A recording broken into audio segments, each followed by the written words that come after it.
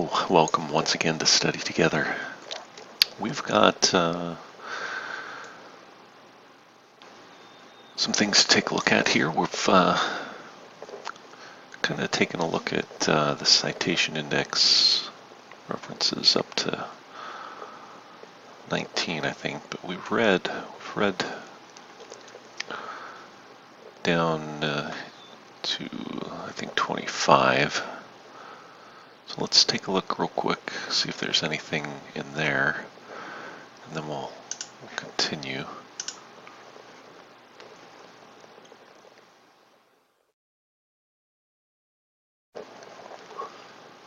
To 29, 23.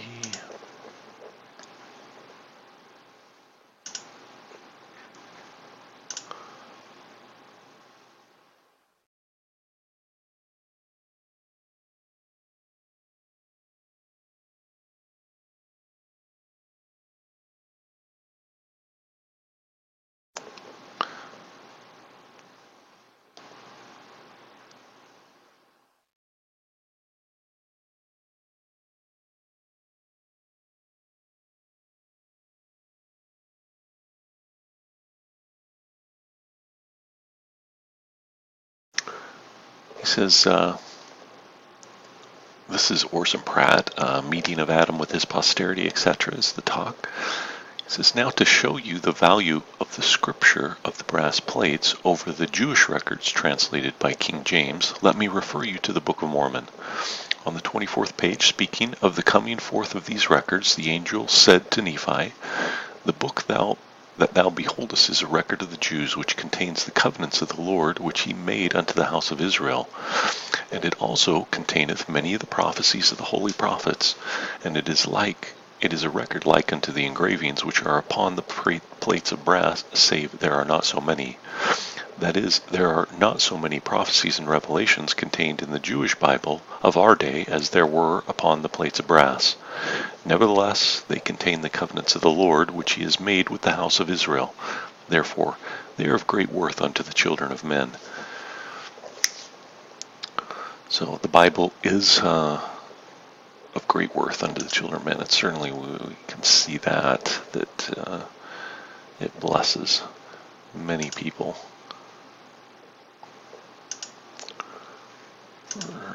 Verse 24.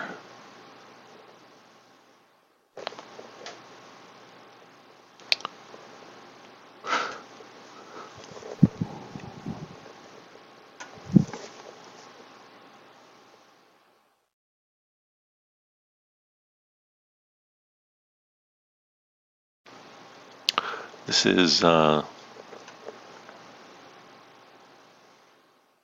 Boyd K. Packer. His talk is Atonement Agency Accountability.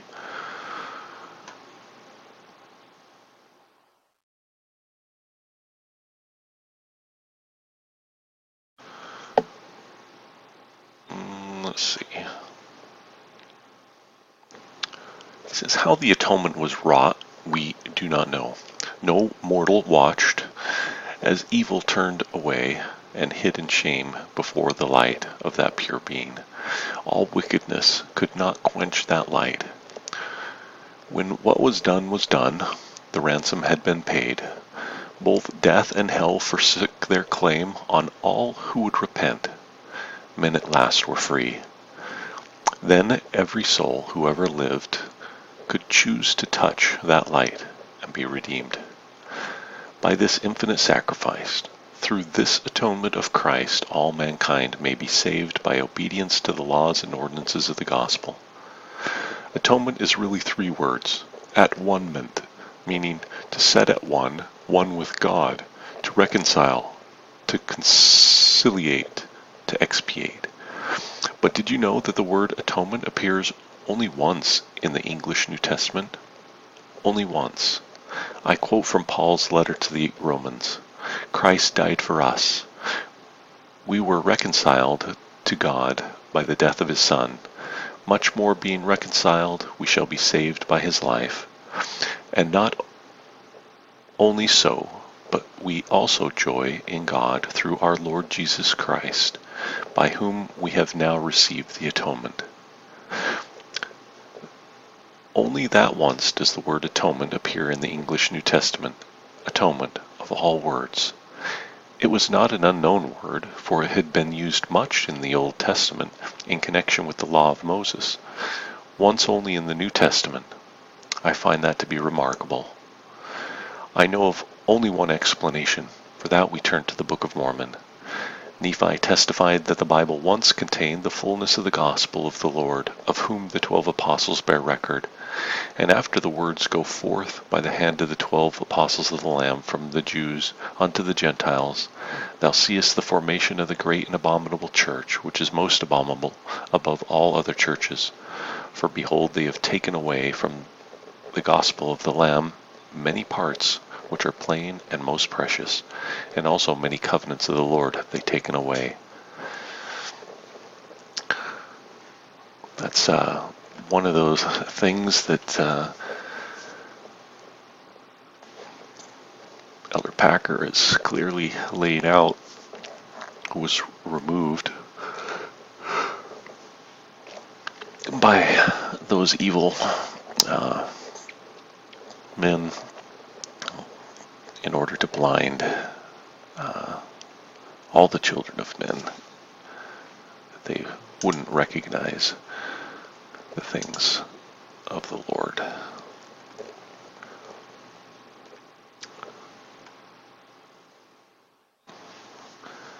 This is Orson Pratt, the Book of Mormon, etc. is the address. Well, now let me ask, is there anything inconsistent in a people receiving the testimony of 12 witnesses who saw and handled the original of the Book of Mormon when they, at the same time, believe in the Bible? The original of which was never seen or handled by any man of this generation. In other words, which of the two is most consistent to believe in? The Latter-day Saints believe in both, because we know the Bible is true. For the Book of Mormon testifies of it, and we have obtained a testimony of the divinity of the Book of Mormon. And hence, as that book speaks of the Bible, we know that the Bible is true. And when the people mentioned in the Book of Mormon left Jerusalem and came to the land of America, they brought the books of the Old Testament with them, and from the history of the creation to the prophecies of Jeremiah, and in their writings made on this land, they speak of the divinity and truthfulness of the Old Testament scriptures. Hence, we as Latter-day Saints know one book to be true just as well as we do the other. But with the world it is different. For as they never had this testimony, the truth of the Bible rests to them entirely upon second-hand testimony. But we will pass on to other testimonies. It's an interesting way to look at the Book of Mormon and the Bible, and their testimony is, you've got the testimony of people who actually saw the original of the Book of Mormon and handled it, were able to see it and receive a testimony of it. And then you have these millions of people who believe in the Bible who've never they're just believing that it's true without that witness, that or at least that same level of witnesses that you have with the Book of Mormon. Good stuff. This is Joseph Smith.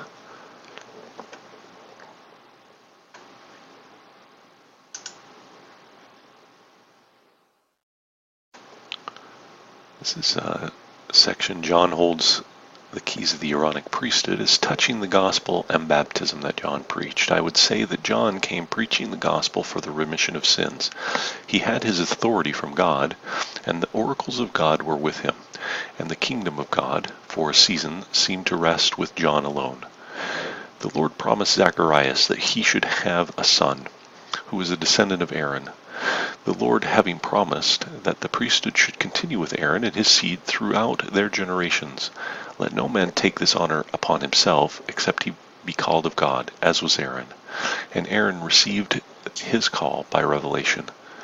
An angel of God also appeared unto Zacharias while in the temple, and told him that he should have a son, whose name should be John, and that he should be filled with the Holy Ghost. Zacharias was a priest of God and officiating in the temple, and John was a priest after his father. He held the keys of the Aaronic priesthood and was called of God to preach the gospel of the kingdom of God. The Jews as a nation, having departed from the law of God and the gospel of the Lord, prepared the way for transferring it to the Gentiles. But, says one, the kingdom of God should not be set up in the days of John, for John said the kingdom was at hand. But I would ask if it could be any nearer to them than in the hands of John. The people need not wait for the days of Pentecost to find the kingdom of God, for John had it with him.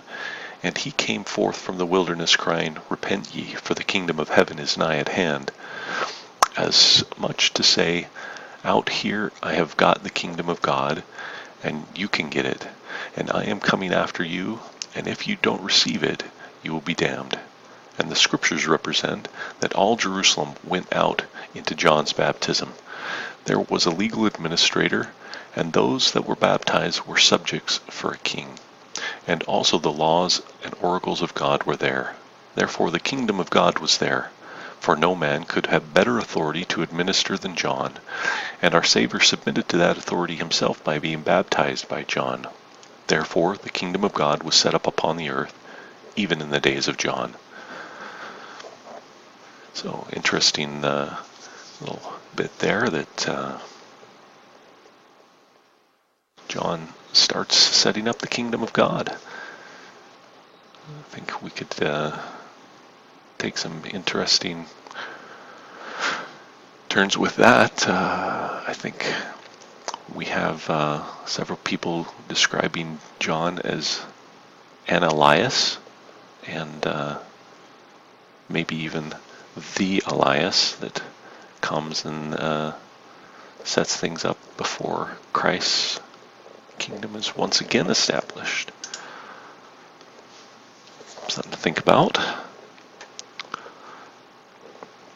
Another for Joseph Smith.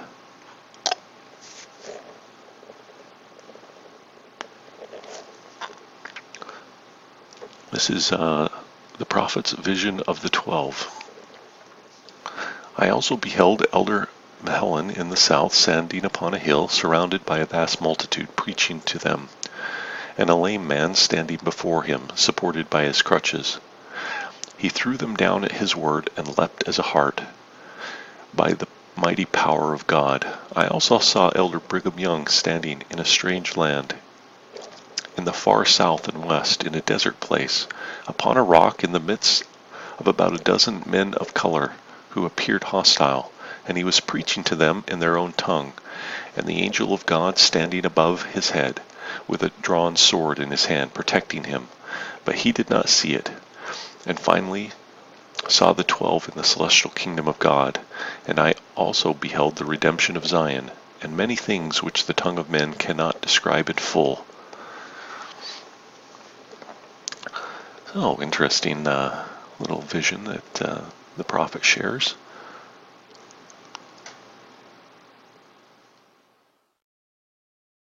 Interesting to note that maybe when people are preaching, that they might have an angel of God standing above them with a drawn sword, protecting him. Sure, our missionaries, in many cases, are protected just the same. All right, that was 24.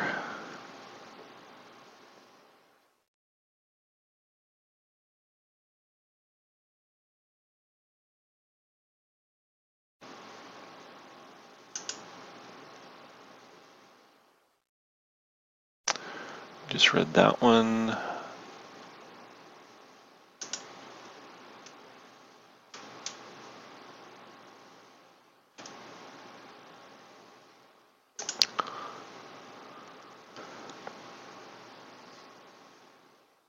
So this is verse 26, again talking about the formation of the great and abominable church, which takes away many covenants of the Lord.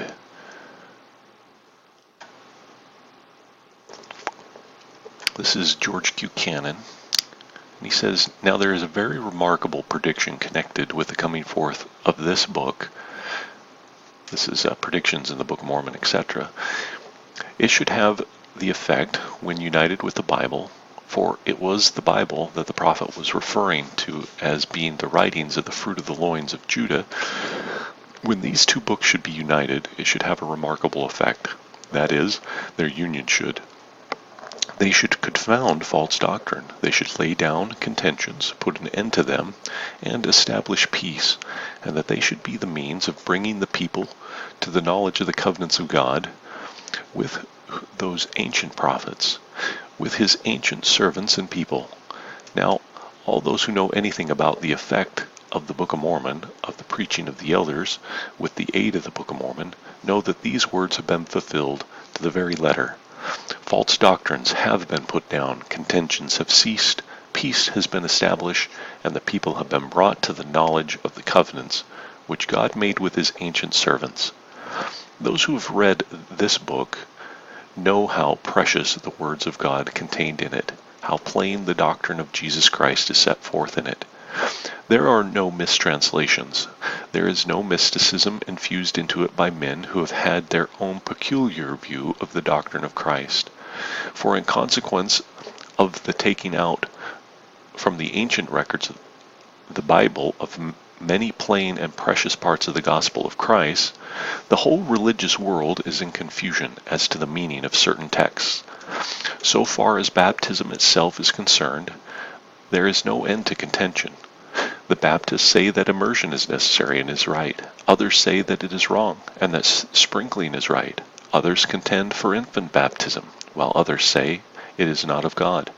Many claim that infant baptism is necessary, and that if a child is not baptized, it is in danger of being consigned to the regions of the damned, while others again contend for the pouring of water, and still others who permit the candidate to elect which mode of baptism he will have, whether sprinkling, immersion, or pouring. While men are thus divided upon the subject, Paul says there is but one baptism.